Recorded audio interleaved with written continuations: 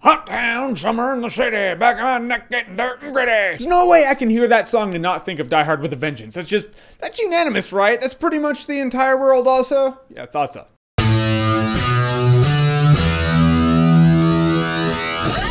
Die Hard with a Vengeance. So Die Hard with a Vengeance is the third Die Hard movie, and to me, I think it's a really good return to form. Great one, actually. It's directed by the guy who directed Die Hard 1, and whereas Die Hard 2 was bigger but not better, Die Hard with a Vengeance is bigger. Not saying it's better than Die Hard because it's not, but it is still great. This broke some ground for the Die Hard movies, you know? Instead of being locked in one location, John McClane is all over New York City. And this review is going to be totally spoiler heavy. There's no real way to talk about Die Hard with a Vengeance without ruining some of the plot points. Just the way it is. Just the way the movie is constructed. You know, in Die Hard 2, I was like, what are the odds of the same thing happening to the same guy twice? In Die Hard with a Vengeance, there is actually a story-based reason for it. The bad guy in this movie is played by Jeremy Irons, and he plays Simon Peter Gruber. Yep, Hans Gruber's brother, the brother of Mr. Dardanellos. So you know that shit is business, and he's a little more than pissed off at John McClane, so he's gonna mess with him before he kills him. Yeah, he has his broad scheme going on also, but killing John McClane, as he says, it's one of life's little bonuses. And he really makes McClane squirm too. He has to go around to all these locations and solve a riddle on a phone, or a riddle that's a bomb, or the first thing he does to haze him is he makes John McClane stand in the middle of Harlem with a sign around his neck. Yeah, and don't get pissed at me. I didn't make the sign. He makes him stand in the middle of Harlem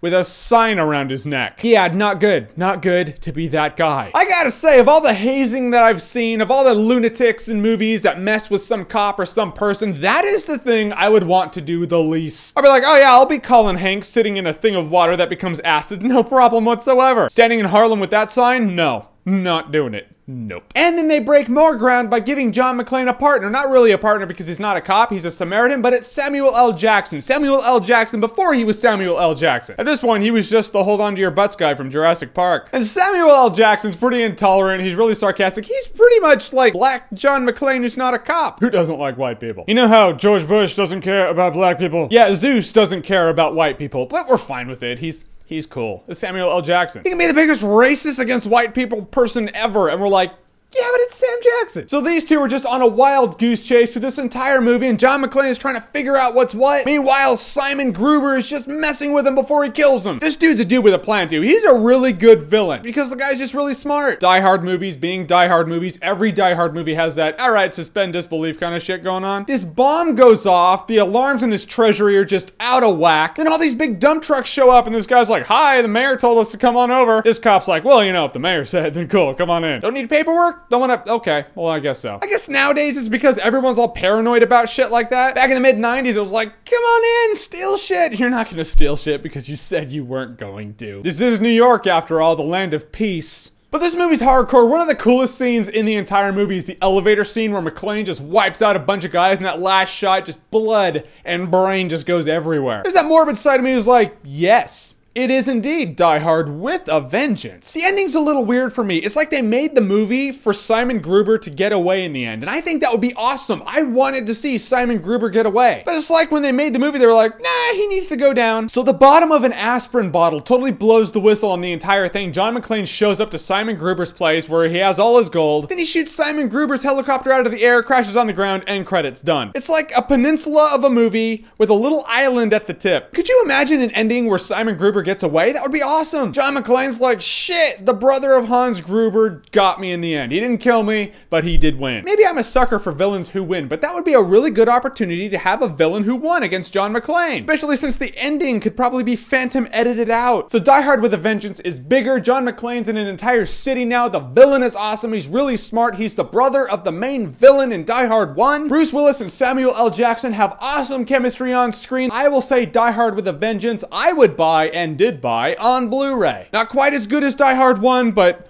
really good. It's like the true Die Hard sequel for me. Alright, so who is a villain that you want to see win or would want to see win? Whoever he is or she is, comment below, let me know. And as always, if you like what you've seen here and you want to see more, click right here to see more.